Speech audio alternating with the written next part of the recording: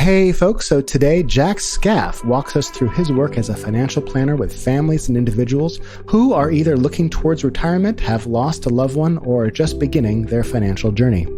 In addition, we also look at the state of inflation in the United States, the financial havoc wrought by COVID, as well as how San Francisco has struggled to make an economic comeback. My name is Benjamin Russick, licensed marriage and family therapist, and this is my podcast, Look, Just Tell Me What to Do.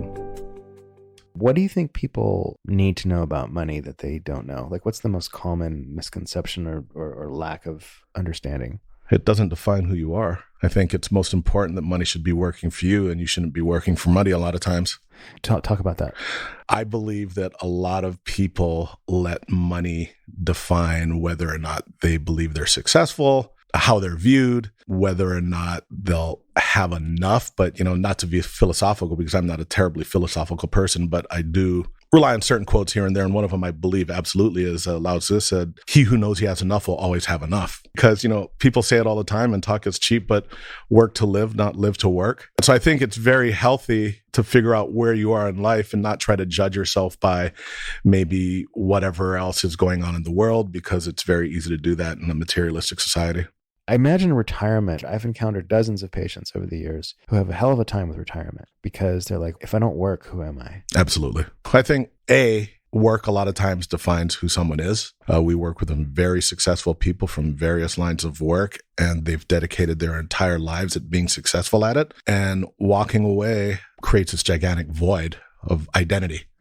From a financial perspective, I think the biggest challenge is always getting comfortable with, do I have enough? And that's where I think it's important to talk about different scenarios. If the market does this is what you can afford to spend. Trying to bring a certain level of certainty into, I'm the first to admit, our world is my sandbox, is an imperfect science. There will be variability for someone that's got 10 years, much less 40 years left of life expectancy. How can you try to make as good a decision given that length of uncertainty that doesn't bankrupt someone? What kind of choices do people make when they retire? Do they stop working, and what do they do with themselves? Like, how do they make that switch? My experience has been it's a lot of times a leap of faith, not knowing what they're going to do. Fortunately for the clients we work with, they are able to either spend time doing something else that's maybe not as financially lucrative, get involved with volunteer work or nonprofit stuff. Obviously, one of the things that people ultimately want to do is to be able to travel. So we see a lot of clients doing that,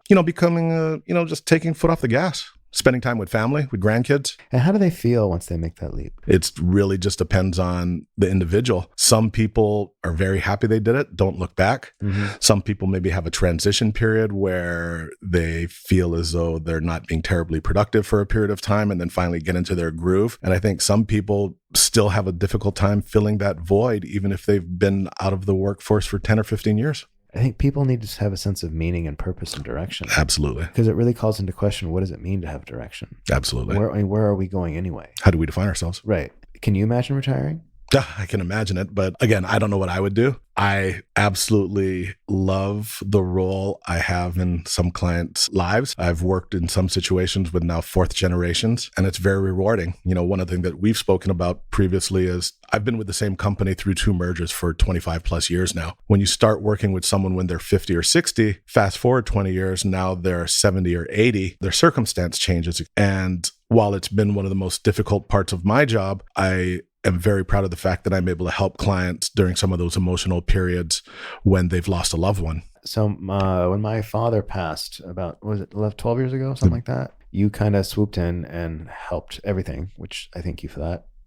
And so Jack manages my mother's money. And I'm like, if this man, like my mom is the most inscrutable human being that's ever lived. She's eagle-eyed and doesn't trust people a lot, and she trusts you. So if my mom trusts you, then you are trustworthy. Oh, well. So that's why I put my money with your people. But was that a typical situation for you? They're not ever typical. I've dealt with some very small estates and some very large estates, anywhere from a couple 100,000 to up to 20 million plus. And the emotional aspect there's no typical emotional aspect. Obviously, the larger estates might have more administrative challenges, especially when it's a spouse and obviously children as well. But when you lose a spouse, you have not only a lot of that uncertainty when it comes to financial well-being, but also that void of a life partner. And so what I try to do is let the surviving family members grieve, remember their loved ones. A lot of times, for obvious reasons, clients of ours don't necessarily understand the process or the language their other professionals might be speaking. So we take it upon ourselves, me and my team, that all try to offload as much of that administration from the client. Oh, I see. Yeah, I get it. So that, they don't have to do all that. The process. Work. Yeah. What's satisfying about your work? What's most satisfying about my work is the relationships I've developed with so many clients. Again, I mentioned earlier that I just opened an account for the 4th generation of a family. I was recently asked by a very large client if I would be his trustee, which I cannot do for compliance reasons. Mm-hmm. But just having that question asked is an honor. You know, the stupid little things, like I work with a client who lost her husband a while ago, and she told me, I have your name and your phone number on a sticky on my fridge. It doesn't say what you do, but it says, if and when something happens to me, call Jack. And so those little things, just being, part of people's lives and help them navigate something that they might not otherwise feel comfortable doing. There are, unfortunately, people in this world that will take advantage of someone. And it's nice to have, again, it's a cheap word, but to have that trust of so many different people. It is interesting that I don't really know you, but you're actually an important part of my emotional landscape. Oh, thank you. You are. I look at my account all the time, and this sounds a little weird, but every time I look at my account, I think of you, Jack. and I think of, like, I don't know how nice everybody is when I call and I have a question, and how quickly everybody gets back to me. And it's just, it's such peace of mind. That's got to be psychically good for you. Yes, it really is. Without being too specific, are you able to tell me, like, what's a particular emotionally wrenching situation that would occur to you? I've worked with a couple of clients who've lost children, young children. Oh. And so I work with a client who lost her granddaughter to brain cancer. I work with another client who lost their 12 or 13-year-old granddaughter to suicide, died by suicide. And those are brutal. And what do they need you for? Gosh, in certain cases, just someone to talk to. Really? Yeah. No, they just tell you. I mean, because when you work with someone for 10 or 15 years, you have these conversations about family. And isn't it also because you're involved in the money, you're actually a lot more personally connected to them than maybe they know? I would think so. And, so there's this trifecta, let's call it, of professionals in a client's financial life. You have the estate planner, you have the CPA, and then you have the financial advisor like us. I would argue that we're much more intimately aware of the client's financial situation than usually the CPA or the attorney. It's just because what we do is so immediate. Because the money is a map of everything that's happening. And you see it monthly when you get your statements, or you see it on the news. You're not thinking about your estate plan or tax time. I never thought about that. You have more intimate knowledge of, say, a family than perhaps their sex therapist, in a way, like certain parts of it for sure. Because people don't, and I wanted to bring this up too. I've brought this up with other money people. Why is it taboo to talk about how much money we have and how much money we are making? Probably because you don't want to either A, come across as arrogant because you've got a lot, or B, inadequate, not that it matters, but perceived as inadequate because you don't have a lot. One of the skills I like to believe I have is being able to tactfully approach those conversations. Right. Because I think in my world, you have to have those conversations. Right. People have to tell me what their financial fears are, what their wherewithal is, and things along those lines. My wife definitely kicks me under the table when we're sitting around with friends and I'm talking about, maybe, I wouldn't say intimate financial details like what was your adjusted gross income last year, but that maybe dance along that line of what you're society... used to talking about. Exactly. And it's no big deal for you. And you don't have any weird projections around. You're just like, this is what this is and this is what that is. Yeah, I don't let it define people, but other people let it define themselves. Yeah. So I want to address a couple more points. So talking about children being lost, obviously when a loved one passes, those are the challenging moments, but also gratifying in that, A, being invited to those memorial services. Oh, wow. I've been to too many recently. I had 5 clients pass in the second half of last year, all due to cancer. I went to a memorial service a couple of months ago, and I was not able to say goodbye to the client because of COVID. We were going to try to connect before he passed. He ultimately, he died by suicide. He had terminal cancer, so he did the California Death with Dignity thing. Oh, really? Yeah, I guess if you get 2 psychological evaluations and it's terminal, they will give you the package, yes. Okay. But I went and I felt bad personally that I didn't get to say goodbye to him. So I got up and spoke at his memorial for 2 minutes. Wow. So and I choked up. It was awful. So one of my favorite stories, and this was one of the dearest clients I've ever worked with, when he finally got to know me, he said, I'm going to take you to this restaurant. We're going to sit there. And the only reason we're going to this restaurant is they've got good sandwiches and cheap wine.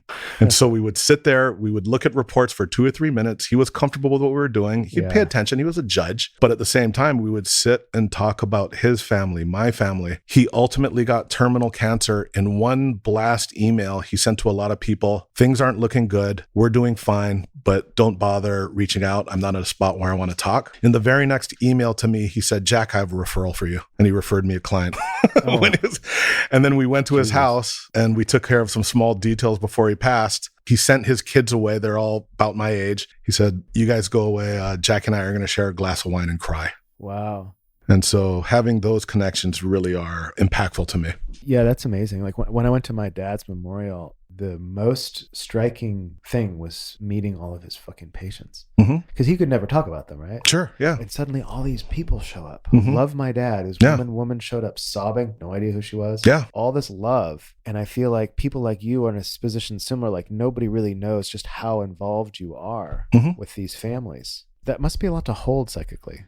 It can be. It's gratifying, fortunately. I don't let it weigh. It's hard when you lose someone that you really care about for obvious reasons. Yeah. And again, having worked with some of these clients for 20 plus years, it's only going to get harder. I was at a memorial over by near Stonestown. We were at a memorial out there, and the surviving spouse introduced me as one of the most important people in her recent life. Just being able to help her get through those challenges. And here you are, sort of coming out of nowhere. Yeah. And people are going, who's this guy? Who's this guy?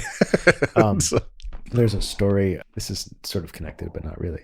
There's this poet, Wallace Stevens, he was like Ezra Pound or T.S. Eliot. He was an insurance broker his whole life. And at his memorial, one of his colleagues was heard to say, Wally, a poet? Yeah, you never know. Exactly. You never know. You never know. But how do you see, I feel like money and love are kind of inextricably bound up together. Yes. And that like when the will comes out, I feel like there's all these invisible emotional lines that go between 100%. People. And money is kind of like throwing sand on the invisible man, and suddenly you can see him. When someone dies, it's like all the alliances and all the allegiances and all the grossness and everything in the family comes out. It can. What kind of stuff have you seen when someone dies and things blow up? Fortunately, the clients I work with tend to have their financial affairs in order. Sometimes not so much, but I see a lot of the hair before someone passes. I will sit with in one particular case, the patriarch. What do you want to have happen when you're gone? So you try to address those potential invisible sandmans before we meet our maker. So in one particular case, a family member was being favored for whatever reason, taking care of grandkids and sending them to school at the detriment of 3 siblings. And I basically asked, well, what happens when you're gone? How are the siblings going to get along knowing that someone got a multiple of whatever else received over their lifetime? And his response was, well, he's trying to memorialize everything and say the one who'd benefited the most now will get less on the other end. But every family has their own wishes for their money and their legacy. Some people feel as though I'm going to give the most money to the kid that needs it. For obvious reasons, that might make the more successful family members feel unloved because, to your point, not that it's right, but people equate money with worth and love. Yeah, well, if you write someone out of the will, it's like you're saying, I don't love you. Yes. Usually there's a reason for something like that. But I knew a family, not in my practice, but this woman, she moved in with her mother for like the last 15 years of her life. She had one brother, and she fully expected that when her mother passed, that she would get the majority of the money. And she wasn't a nasty person or an evil person, but the entitlement was weird to me. Like, I mean, it's awesome that you did that. She's your mom, but why do you think that you were entitled to that? Do you see a lot of that? You see it in our world, yes. People fighting over cars. Obviously, I mean, not just the financial assets, but some of the most mundane things: furniture, pictures, silverware. Really? Sometimes those small little things Right. personal effects really drive some of that contentiousness. One of the issues that we see in our world with an aging society is, obviously financial elder abuse and taking advantage of people when they start to lose capacity happens. Some of the people that are most guilty of doing that tend to be family members, not the What do they not do? the housekeeper. Like walk to them with here's an amended thing of the trust, and could you just sign this real quick? Or they just start taking money that's not due them. For example, I'm taking care of mom. She would want me to take an extra $5,000. There's no checks and balances. Oh, that's gross. Yeah, it can be. But generally speaking, when someone passes, things seem to go smoothly in your experience? I wouldn't say they ever go smoothly. Try to make it as smooth as possible. But, we deal with the administration. So it's a lot of times just executing what an attorney or a CPA says is supposed to happen. From an emotional perspective, what I see is, again, A, the loss of a loved one, but B, will I be able to accomplish what we had set out to do, what I thought we'd be able to do when we were alive and living together. So it's that fear of not being able to do what you had expected when you were a couple. I think it should come as no surprise that in our society, at least historically, it's been men who've driven a lot of the financial decision making and have been the family controller, shall we say, especially in maybe our parents' generation. The wives were oftentimes, I wouldn't say left in the dark, but not as engaged as maybe they should have been. And I think that's a big source of anxiety too. I mean, I was raised by my mom. She didn't know what she was doing and she had to do it all on her own. And really? It was a challenge, yeah. Yeah. Do you want to speak to that? I think one of the issues our industry faces is that there's a lot of financial engineering going on, meaning people selling things that oftentimes don't necessarily need to be included in someone's balance sheet. In my mom's case, she had just retired. She sold her condo. She moved to upstate New York with family, got referred to a broker at a wirehouse. And this was in March of 2000, so right before .com 1 collapsed. She took her condo proceeds and whatever small nest egg she had from savings, and this investment person took it all and invested in two investments, the Munder Net Fund and John Hancock Small Cap Growth. Two very aggressive tech-heavy investments at the very peak of .com 1. Yes. Sounds like my dad did kind of shit like that. I mean, it's unfortunate. And I'm not suggesting that this gentleman shouldn't have been paid on a commission basis, right, but he at very least had an obligation to do right by his client, and the suitability test was certainly not met. So when my mother finally came to me and said, what do I do, and try to help her pick up the pieces, we were able to find an attorney and received a modest settlement. Okay. So at least you're able to help. What do you make of people like Madoff and like Elizabeth Holmes and stuff who like have this sort of magnetic attraction where people just like, yes, take my money, please? I cannot even get into those people's mind, because you had made a comment that I hold dear to my heart. And I believe this when I work with clients. When they trust you, that's something that cannot be violated. And trust is earned, not taken. I cannot get in the mind. I mean, these people are psychopaths, right? I mean, they're prima donnas. They have no scruples when it comes to emotion. Basically they're out just looking out for themselves. They are. And you've met people like that. I'm certain of it. Yeah. Sure. Yeah. What are they like? They are great at selling themselves. They walk on water, or at least they say they do. And they've got the best ideas in the world. And a lot of times, it's taking advantage of the counterparty saying, how dare you question me? I find myself in situations a lot of times where clients say, whatever you want to say, I trust you. And I think that's a very dangerous proposition, right? Sure. But at the same time, how was that trust developed? Well, I find that when I kind of have a freak out and I email you, in the dead of night, like, oh my God, inflation, you'll send me a thing back saying, well, this is my recommendation, but these are all the other factors. And you're pretty kind of roundabout about it. What I like about you is that there's nothing lopsided or braggadocious. It's kind of flat. Like, it's like, one of the reason that I trust you is because the assessments that you give me are always sort of tedious and boring. Investing should be tedious and boring. Yeah, people offer these high flying, this is and that. So it's like, oh, Jesus Christ. Yeah. Again, it's back to that financial engineering, that salesmanship. Yeah. I was talking with someone earlier today, a potential client, about insurance. And I'm not saying insurance people are bad or good, but they're bad. A lot of products are sold, not bought. And when you're dealing with information or skill gap, it's very easy to capitalize on that. I do my best to approach people as if, do unto others, right? I want to talk to people as I'd want to be spoken to by my doctor. The only way a relationship works for someone like me or for the colleagues I work with is it has to be a partnership. I don't want to operate behind this shroud of mystery, man behind the curtain, the Wizard of Oz, just pulling levers and whatnot. Because when things go wrong, and inevitably something will go wrong, they have to have confidence in the decision making and the conversations led up to the situation and then the solution. Let's talk about inflation kind of. Sure. Like, as far as inflation is concerned, the United States is something like 13th in the world from the worst or something like that. Okay. Like, is that right? That I don't know. But like, we're doing okay. Yeah. And everyone thinks it's Biden's fault. What's going on? Why is there inflation? What's happening? One of the things I'll talk to clients about, we'd all agree that we've come off one of the craziest economic episodes of hopefully our lifetimes with COVID and the shutdown and the reopen. Throw into that, obviously there was a lot of stimulus thrown at the COVID issue from a financial perspective, people getting paychecks, things along those lines. People did not have a place to spend their money because we were on lockdown.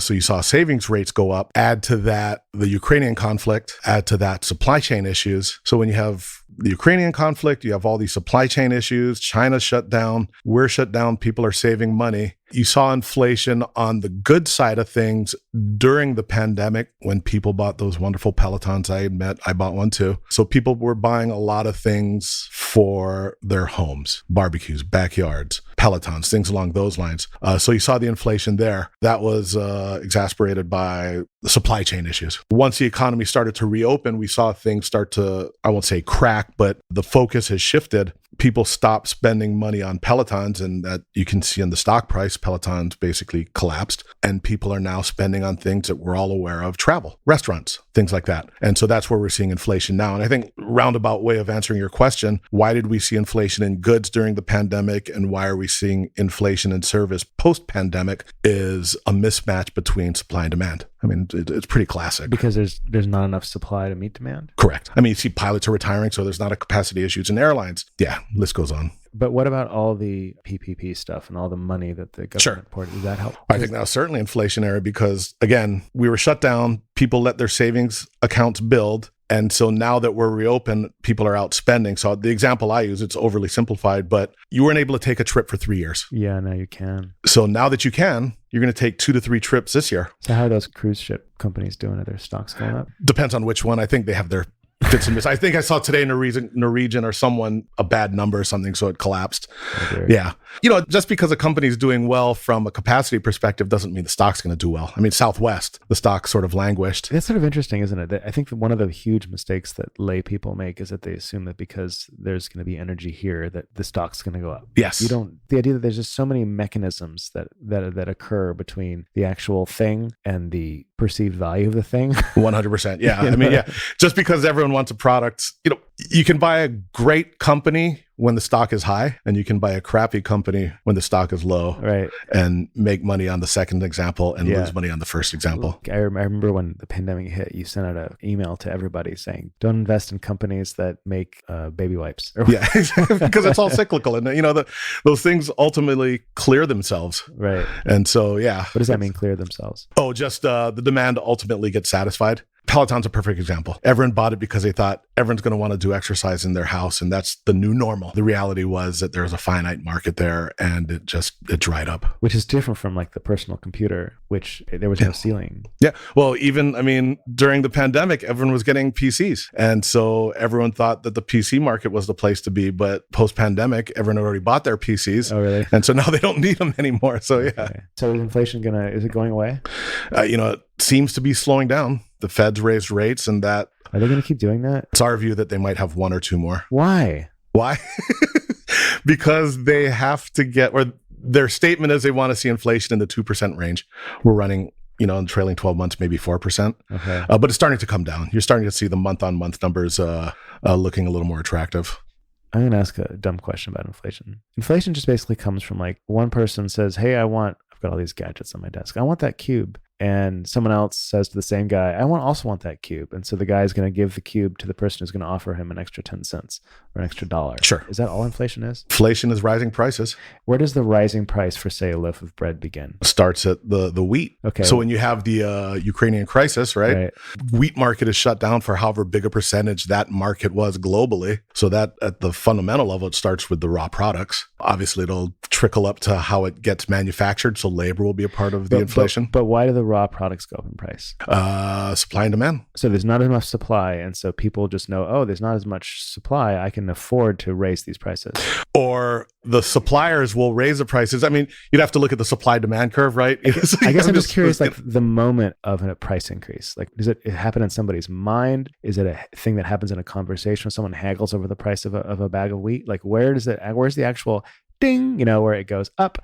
When does that? Markets. Right. So you have your commodities markets. So I'm talking about publicly traded assets. Have you seen Trading Places? Eddie Murphy and Dan Aykroyd about the orange juice market. We are old. So it's very old, but very classic. It's again, markets are where buyers and sellers come to meet. If there's a supply shortage and the amount of buyers remain static, they'll bid the prices up because they have to get the flour into their factories to make the bread that ultimately they've already agreed to manufacture. If the amount of buyers are static. So if the number of buyers remains the same, but the amount of product goes down, the price will inevitably rise. What's being hit the hardest right now? Oh, gosh. What is it now? Energy's been a little tight of late. I think that softened a bit. Housing remains relatively tight. That's not necessarily a product, but, housing prices, Travel's going up. Yeah. Car prices, used car prices seems like everyone I know is traveling. Yeah. They're talking about this amazing restaurant that they're going to go to in such and such a place. Well, and the challenge there, being in San Francisco, you see it, you can't find enough workers to wait tables. And that's inflationary. What do you think of the economy in San Francisco as far as that's a tough question. Okay. I live in the East Bay. I think the Bay Area, unfortunately, has its challenges. Housing's expensive. There's always concern that there's going to be some office issues, but at least recently I read that AI is replacing some of the other industries that are starting to leave. But you see it. You've got some companies that just don't want to be in San Francisco anymore. You have conferences that are being canceled or delayed. Yeah. I wouldn't want to be Mayor Breed. No. That's a tough, they're going to convert Westfield Mall to a soccer stadium. Was her offhand comment. I don't think they're actually going to do that.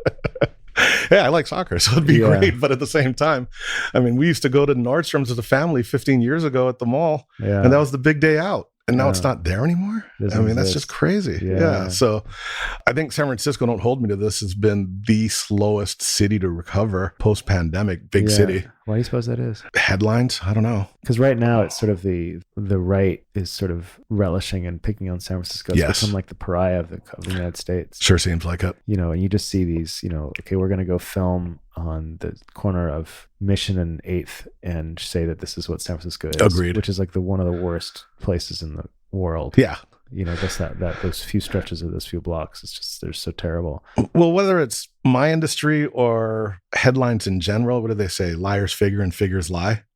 Right. And so I think while San Francisco seems to have, and again, I don't want to touch the third rail when it comes to politically charged issues, but the headlines seem to indicate that San Francisco has a crime problem.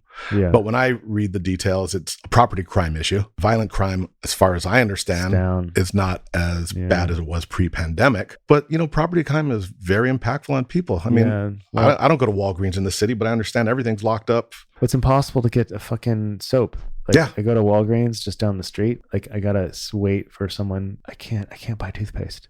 I agree. Yeah. It's like, what is this? And then cars are getting broken into. I think also cars get broken into so often that people don't even report them. Oh, yeah. You always hear the stories about people going to the airport, all the tourists. There's a line for reporting broken windows at the rental agencies. Really? Yeah. See, again, but this is, you see those headlines and whether or not they're accurate, it's what the media is portraying. Yeah, yeah. Do you think San Francisco will come back? I sure hope so. Yeah, me too. Yeah. I was not raised here, but this is our home. And we lived in San Francisco, and it seems to be a much different city than it was 15 years ago. Yeah, well, just like going back to a conversation about value, I think there's intrinsic value to San Francisco. Absolutely. It's beautiful. The weather 100%. Is awesome. Yeah. It's got a really interesting mix of people. It's got a lot of interesting looking neighborhoods. Oh, yeah. History, great food. Food's good. Yeah. It's a fun place. I'm surprised that the rental market hasn't plummeted because it's all these new units going up and there's a negative population growth at the moment. Sure. And I'm also surprised the housing market hasn't collapsed because like the same, I mean, why? I don't get it, but I can touch on that one a little bit because that's a little more economically focused. But nationally, housing prices haven't collapsed because no one can afford to sell their house because they can't get into a new mortgage at 7%. So if you have a 3% mortgage, I don't want to try to upgrade, take a bigger debt burden. Oh, so nobody's selling, so there's no supply, so the prices remain high. Yes, exactly. Yeah. So back to that supply demand curve. Well, maybe rental. Well, at any rate, I just think that in a couple years, probably it's going to be pretty cheap to move into the city. My prediction is there's going to be a huge boom of early 20-somethings moving into San Francisco. I would hope so. Well, be careful what you wish for. I remember during .com 1, when you'd run around South of Market, it was a bunch of 20-somethings that you didn't really necessarily want to associate with sometimes. They all lost their jobs. They're skinny jeans. I remember that. I remember just how everybody was out of work. everyone knew it was a big joke. Even when everyone was making lots of money. My brother once said that if you can't say what you do for money in one sentence, you're done. Yeah. And that was the case back then. Nobody could really say what they did for money. It's hysteria. Yeah. I remember asking one woman, her company collapsed, and I said, well, what did you guys do? She's like, well, they were called like something or other solutions. Okay. And they would have like entire rooms that were all whiteboards. So they could have these huge, thinking things. And like, well, what did you guys actually do for people? Well, we did some IT work for somebody. We set up at this, we set up at that. But she was kind of all over the map. She couldn't actually really say what her company freaking did. Yeah. Are you seeing a lot of that right now? Because of what happened in 2000, people became a little more critical on where they were investing their money. So it wasn't based on clicks and eyeballs and how long someone spent on a web page. There are real financial metrics that were involved. What we experienced last year when it came to big tech or high technology, there was certainly some froth. But at the same time, that got cleaned out when interest rates started to move higher and people were less willing to give new companies free money. What do you think of what Elon Musk is doing to Twitter? With Twitter? I'm not on Twitter in general. I mean, he's an innovator. He also seems to be somewhat stupid. He likes to be divisive. He's a dumb man. He's going to come and hunt me down. No, I don't own a Tesla. Tesla is, from a stock perspective, Christian's written about this before. Christians are strategists.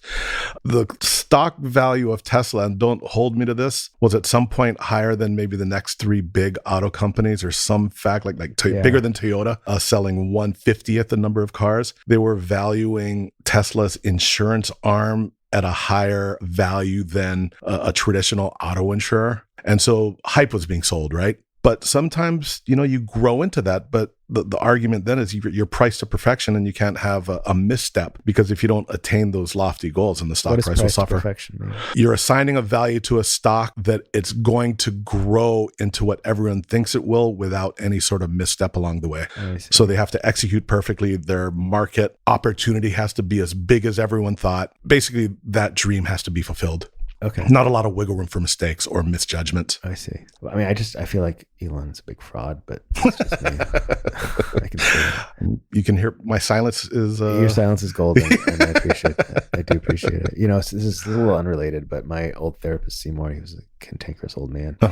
He would complain about women who would price themselves out of the market. Yeah. Make themselves so high maintenance and so difficult to please that they couldn't get married. I mean, the consumer drive is strong, and you have these aspirational brands like Tiffany, and I don't wear them, but Hermes, and I don't even know how to pronounce it, Hermes, but those aspirational brands seem to be doing reasonably well because people still want to be associated with that perceived success. You know what market fascinates me is the art market. We just wrote about that. Because I'm reading this thing in the New Yorker about this art dealer, and he was a secondary market guy. Okay. Was able to sell anything, and he would do it by saying like, "Oh, this isn't available," but it always was. Sure. So he would sell the glimmer of it. Of course, yeah. He got to the point where he would call someone up and say, "Okay, this thing is available, and you have to buy it," and the person would buy it without even looking at it. Oh yeah, because it was from him. Well, it's like NFTs. Oh my God, NFTs. So again, oh my God. So a fool and his money are easily separated sometimes. Oh my God, NFTs. So Christian, our most recent blog, went out and it talks about, is art an asset class? And he would argue no. Why is that? Because I'm going to brutalize his words, but because there are issues with forgeries, there are issues with trying to figure out what has staying power. Right. The people that have art now definitely don't turn them over. So like the museums, places like that, I think it's just a good piece to understand maybe why there are some, at the very least, huge inefficiencies in the art market. But isn't it a little bit like gold in the sense that it has value, but no one really knows why? I would agree, yeah. But I think gold at least is more of a commodity. So I can buy an ounce of gold from you, or I can buy an ounce of gold from the coin dealer up the street, and the prices are going to be comparable. There's only one Van Gogh out there. Right. So there's that scarcity. Right. That's so fascinating. And I'm assuming that with gold is also like gems are kind of in the same category. Sure, yeah. But back to your art thing, one of the things he talks about is, something as simple as the cost of maintaining the art, the insurance, things along those lines. Does it have to be restored? Yeah. And that's an implied drag on your return, shall we say. Right. Well, I was going to ask you about NFTs and how stupid they are. So again, I think NFTs have to do simply with the fact that someone created something that they are able to market. Well, like I was talking to a friend of mine about it. He's really into NFTs. And I was like, can you explain it to me? He says, well, you own this designates this is yours. Yeah. This little pixel in space that says this is what this art piece is. And I said, that has no value. And we would have these conversations that would go around in circles. Yes. At the end of every single one of them, he'd say, Ben, you just don't understand. I'm like, you're right. I don't That's why I will not own one. No, I think, again, my understanding is it's basically the digital fingerprint of the authentic item. If you can watch Shaquille O'Neal dunking on YouTube versus owning the NFT of him dunking. It's crazy. Yeah. Like, well, how is that value? Like again, that Beeple thing that sold for, what was it, $130 million? Yeah. What was it? Fooling his money. And you can get a copy of that piece of art and put it on your wall for nothing. Yeah, I agree. By going click. Yep. You get a nice printer and printing it out. Yeah, exactly. No, it's absolutely true. And I think part of it is just the fact that people like to feel as though they've got that power. What's your relationship to money? Let's talk about you, Jack. I am historically cheap. Are you? Yeah. So I was raised very cheaply. Okay. So I was raised by my mom. My parents were divorced when I was young. They were both hard workers. They both did well. My mom was a retired nurse. My father, a physician. But we just never really had FU money. And so I wouldn't say I was ever spoiled financially. So it was scarce. And so you appreciate it. And I was lucky enough to go to a good school. I went to college on my family dime and whatnot. So it's not like I wanted, but at the same time, I didn't have a car until my senior year in college, things like that. So it was not as though money was just being thrown at myself. How did you get into this field? I graduated with a business degree. I started in retail banking, and I did not like retail banking because, what does that mean, retail banking? Just working for a large bank on the teller side, managing the teller line, and ultimately being the assistant manager of a branch. And it's interesting when the markets go haywire, and I work with a very large client and they lose a heck of a lot of money over the course of a month or a day even. I mean, you can see six figures in certain cases for a multi-million-dollar portfolio. They are much more understanding than a person in a bank when you return their check and they get charged $10. Fascinating. Why do you suppose that is? That I don't know. I think it's just because, in a branch, you're dealing with people that are living maybe more so paycheck to paycheck versus someone that is successful because they understand what it took to get there and they're willing to accept the risk involved. And I think there's also a certain amount of projection that happens, like the bank fucked me over. Like, yes, like the man. Like there's a lot of projection on institutions and corporations and governments, and I feel like we look at them like they're our parents in a way, unconsciously. And like, fuck you, Dad. Fuck you, Mom. Yeah. Why don't you give me the thing? Yeah. Even though you're the one that screwed up, you returned you wrote a check that there wasn't enough money for. Right. Yeah. So I started in this world in '92 and have been client facing for probably 25 years now. How do you think I'm doing? Financially? Yeah. Well, how do you think you're doing? I think I'm doing great. That's all that matters. I don't say that lightly. I don't want to joke about that. But again, he who knows he has enough will always have enough. Yeah. And what I coach clients or try to encourage clients to do is, come up with a plan, be disciplined about it, save till it hurts. But at the same time, depending on where you are in life, right? You have to be able to stop and smell the roses. But I'm pretty consistent. I don't freak out and make you sell a bunch of stuff. And we had that dip and it's coming back. I'm still a little bit behind, but that's okay. But we had those two conversations, once during inflation and once during the banking crisis a couple of months ago when Silicon Valley Bank went under. And those are the points of anxiety in people's lives, right? Well, I'm proud of myself because the last sort of check I wrote you, things have been doing really, really well. So I feel amazing. And I'm so bright and brilliant. I wish from our perspective that there were a science to success over the short term. It's really absolutely, and this might sound cliche, but having a long-term strategy that you're comfortable with, that you can deal with when times are both good and bad, because most people focus on the bad times when it comes to investing and the freak out of selling when you shouldn't sell. But also it can be equally dangerous. We talked about .com 1 in 2000, that whole fear of missing out. That's a killer. It can be. My therapist told me that he sold Berkshire Hathaway when it was $125 a share. No. Oops. Yeah, but I mean, what's done is done. Yeah, and here we are. Who's to know that if he had hung on to that, he wouldn't have made some other mistake in some other area. You know what I'm saying? Like, I heard this saying once that to live at 10% above your means is misery and 10% below it is happiness. Sure, I would agree. Yeah. It depends on your DNA, though. It takes a right person to believe that. So what is your financial advice for people? Let's get really direct. What should people do? People should have, again, to sound cliche, find a strategy, meet with us. No, I'm just kidding. Yeah, this is our website. No, but Scaff is available. Come up with a strategy that makes sense. Don't be afraid of something that you may not understand, but become educated when it comes to financial issues. What was it? Alan Greenspan learned about math and money by doing baseball statistics. Oh, really? Yeah. I think, unfortunately, and this is just a shame on our current education system, that at the high school level, there's not financial education, financial home ec. Yeah, it's terrible. Yeah. How do you see people wasting money the most? Oh, gosh. I can tell you how I waste money. It's all on food. It's by my waistline. Whatever your vice is, there's so many out there. So vices are what do it with people? Yeah, but I mean, vice broadly speaking, I think we work with a fair amount of clients that may have a second home. Those tend to be money sucks because they're not terribly productive assets from a financial perspective unless you buy the right house in the right place. Sure.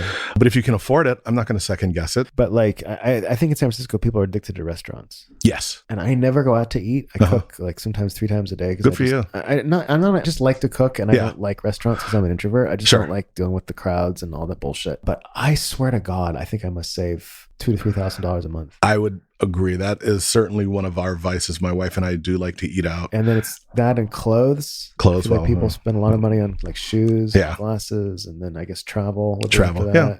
I always tell clients that I work with, I'm not one to judge what they spend their money on, but I will make a comment if their overall spend is too high. Oh, you will? What would you say? You're spending too much. This is not sustainable. How do you know what they're spending their money on? Do they just tell you, or like? I work with a client just the other day spending 5 figures a month. We send them, and it's on just daily living, travel, primarily travel. They have an expensive house. Oh gosh. Yeah. Like sex addictions. They'll spend money on prostitutes. Sure. And porn sites. Sure. $5,000-$6,000 a month, sometimes a week. Unfortunately, there's a lot of way to be separated from your money. Drugs. Yeah. Gambling, alcoholism. And also I think a lot of people, unfortunately, and they do it from a good place, but maybe spending too much on their family versus themselves. Here's a really random question. Sure. Why is divorce so much more expensive than marriage? I think partly because when you're married, you're working towards a common financial goal, or you have potentially 2 incomes to try to get to where you want to be. And again, this is assuming both spouses are making money. It's more efficient to have one household. You have one mortgage, one rent payment. Because divorce, I guess everyone's fighting over scraps, and that each fight is like costs money. Exactly. Again, going back to the attorney thing, right? Divorce is another emotional subject. We've got 2 clients that are going through divorce. One's going to the settlement phase, and they've not wanted to address it for a long time. It's all going to work out, but these are the kind of things you can't just bury. They don't go away. The flip side is we work with another couple that's going through a divorce, and they're trying to get clarity before it's even close to possible what clarity might mean, just because there's so many things that have to happen before we can get a deep understanding. And these are relatively new clients, so it's going to be it's a learning process to understand what the situation will look like. I think one of the things you asked, what should people be doing? And you can talk about the technical aspects about asset allocation and where should you put your money, max out your 401k, do a Roth IRA. Anyone that has a certain level of competency in our world should be able to help guide that. Or you can pick up Investing for Dummies and look at all that stuff. But I think education's a key. I think the most important thing that it maybe is a softer skill is addressing those emotional inflection points when it comes to being an investor. Market highs, market lows, separating fact from emotion. What's the game plan? Can you stick to it? Should the game plan be changed? If so, why? And what is it going to look like? Just really trying to understand, given all the possible various outcomes out there, what's the most optimal result or what's the most likely way to get you where you want to be, trying to define where you want to be. Do you feel like your listening skills are really good? I would like to believe so. Well, tell me what you focus on when a client is sitting in front of you and pouring their hearts out, saying, I need to sell and blah, blah, blah, blah, blah, blah, blah, blah. What do you do? Do you argue? Do you reflect? What do you do? Ask questions, try to poke at the subject tactfully, offer words of advice if there are any to offer. But a lot of people in our industry, I've seen it before, have all the answers when the question hasn't been asked. People sometimes just want to share what they're feeling and aren't coming to you, at least at that particular moment, for a solution. And so it's very important to just try to understand. I've been criticized somewhat jokingly in situations where the client or someone just in a social situation say, you've let me do all the talking, let's start talking about you. And, to your point about being an introvert, I used to historically think I'm an introvert. Maybe I feel as though I'm introvert because I don't like to make it about me. I think where I'm successful is trying to uncover the emotions that whoever I'm talking with is trying to discuss. Because as you're talking, you sound a lot like a therapist. I'd say 70% of my job, not to diminish what you do professionally. Not at all. I think money is just my old therapist Seymour said that, he would turn all his accountants into therapists. Yeah. His accountant patients, they would become therapists, basically. Yeah. And they would stay accountants, of course, but all the techniques were the same. Not to pat myself on the back, but I do like to believe I have a certain level of money empathy. I've been around it enough, and I've seen people that have incredible amounts of wealth that aren't terribly happy. There's studies that show that people, whatever money if they win, get a bunch of money or lose a bunch of money, their happiness will adjust to that economic level. I think money has a certain level of utilitarian value when it comes to happiness. Once you get beyond the point of satisfying all your basic needs, the value of each incremental dollar is less from a happiness perspective. Yeah, I had a financial planner once tell me, in my jiu-jitsu class, he said that once you have food on the table and a roof over your head, it's all diminishing returns. And he is so right. I absolutely agree. I'm not a wealthy person, but I can tell you with the amount of savings and the amount of money that I am making, which I'm incredibly grateful for, if anyone had told me I would be making that 20 years ago, I would have laughed in their face and I would have said, well, I would just retire with that. And now it's like, no way. So I think, I appreciate you saying that, because that's how I feel. I mean, the challenge with money is you can always try to define what you have versus someone else who's going to have vastly more than you. There's always going to be someone with more. If you told me at 18 that at 55 I would be where I am, I would be doing backflips. Yeah. I find it. And it's not as though I've ever had a gigantic win. I was never in an IPO company, right? It's discipline. And my dad ingrained it in me to save. I could have done a better job, but at the same time, it's just being comfortable in your own skin. I think it's a good place to end. Okay. All right, sir. Well, thank you so much. Thank you so much, Benjamin. It was wonderful, and I look forward to doing this again if it still works. All right. Take care. Take care. Thank you for listening. Should you have any questions or would like to be a guest on my show, please contact me at benjaminrussick@gmail.com. Thank you again, and catch you next time.